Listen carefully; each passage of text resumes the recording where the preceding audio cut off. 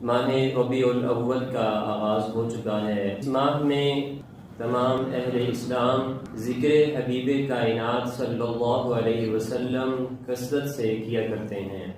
اور حضور نبی کریم صلی اللہ علیہ وسلم کے ذکر سے اہل ایمان اپنے دلوں کی تسکین اور اطمینانیت حاصل کرتے ہیں۔ حضرت شیخ محمد المہدی الفاسی نے اپنی کتاب مطالع المسرات شرح دلائل الخیرات میں وہ لکھتے ہوئے فرماتے ہیں کہ اگر کسی شخص کو حضور نبی کریم صلی اللہ علیہ وسلم کا ذکر سن کر اس کے دل کو تسکین حاصل نہ ہو تو ایسے شخص کے دل، سینے کے اندر دھڑکنے والا جو دل ہے وہ اہل ایمان کا دل ہو نہیں سکتا۔ یعنی اہل ایمان کا دل وہی ہوتا ہے، اہل ایمان وہی ہوا کرتے ہیں کہ جن کو حضور نبی کریم صلی اللہ علیہ وسلم کے ذکر سے، آپ کی سیرت سے تسکین حاصل ہوتی ہے۔ یہ بھی بات ملحوظ خاطر رہنی چاہیے کہ حضور نبی کریم صلی اللہ علیہ وسلم کا ذکر اس بات کا لائق ہے کہ ہمارے معاشرے کے اندر یہ جاری و ساری رہنا چاہیے۔ اور ساتھ ساتھ میں آپ حضرات کی توجہ اس طرف بھی کرنا چاہوں گا کہ حضور نبی کریم صلی اللہ علیہ وسلم کا ذکر مبارک صرف آپ کی صورت تک ہی محدود نہیں ہونا چاہیے۔ آپ کا رخ انور، آپ صلی اللہ علیہ وسلم کی جبین نیاز،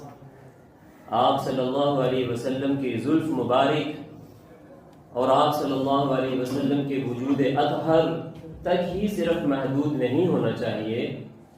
بلکہ حضور نبی کریم صلی اللہ علیہ وسلم کی ذات گرامی، آپ کی شخصیت امت کے ہر طبقے کے لیے اور حضور نبی کریم صلی اللہ علیہ وسلم کی سیرت زندگی کے ہر شعبے کے لیے یہ رول ماڈل کی حیثیت رکھتی ہے۔ لہٰذا اسی پیش نظر وہ مکہ مکرمہ کا ایک معصوم بچہ، اسی شہر کا ایک پاک دامن جوان، پھر اسی شہر کے ایک حسن عمل کے پیکر شوہر، پھر اسی شہر کے اندر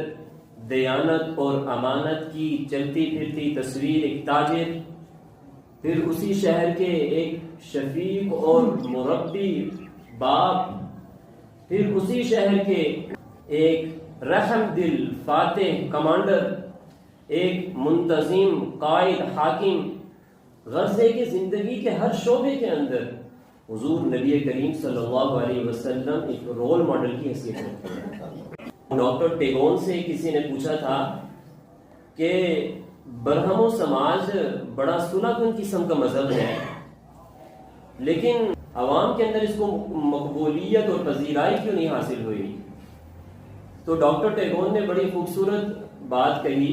جس کو سید سلیمان ندوی رحمۃ اللہ علیہ نے اپنی سیرت النبی کے اندر اس کو نقل کیا۔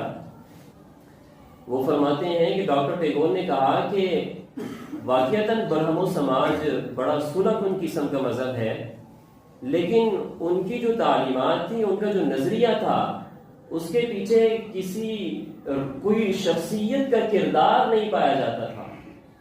جس کی وجہ سے وہ اس رستے پر جو ہے وہ چلتے اور اس رول ماڈل کو جو ہے فالو کرتے۔ اور یہ امت محمدیہ صلی اللہ علیہ وسلم کو اعزاز حاصل ہے